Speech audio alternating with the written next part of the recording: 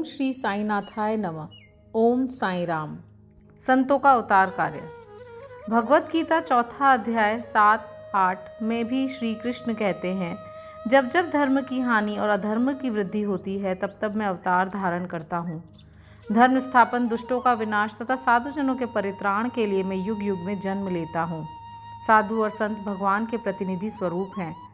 वे उपयुक्त समय में प्रकट होकर अपनी कार्य प्रणाली द्वारा अपना अवतार कार्य पूर्ण करते हैं। अर्थात जब ब्राह्मण, क्षत्रिय और वैश्य अपने कर्तव्यों से विमुख हो जाते हैं, जब शूद्र उच्च जातियों के अधिकार छीनने लगते हैं, जब धर्म के आचार्यों का अनादर तथा निंदा होने लगती है, जब धार्मिक उपदेशों की उपेक्षा होने लगती है, जब प्रत्येक व्यक्ति सोचने लगता है कि मुझसे श्रेष्ठ विद्वान दूसरा नहीं, जब लोग निषिद्ध भोज्य पदार्थ और मदिरा आदि का सेवन करने लगते हैं, जब धर्म की आड़ में निंदित कार्य होने लगते हैं, जब भिन्न भिन्न धर्मावलंबी परस्पर लड़ने लगते हैं, जब ब्राह्मण संध्या आदि कर्म छोड़ देते हैं, कर्मठ पुरुषों को धार्मिक कृत्यों में अरुचि उत्पन्न हो जाती है, जब योगी ध्यान आदि कर्म करना छोड़ देते हैं और जब जन साधारण की ऐसी धारणा हो जाती है कि केवल धन, संतान और स्त्री ही सर्वस्व है तथा इस प्रकार जब लोग सत्य मार्ग से विचलित होकर अधः पतन की ओर अग्रसर होने लगते हैं, तब संत प्रकट होकर अपने उपदेशों एवं आचरण के द्वारा धर्म की संस्थापन करते हैं।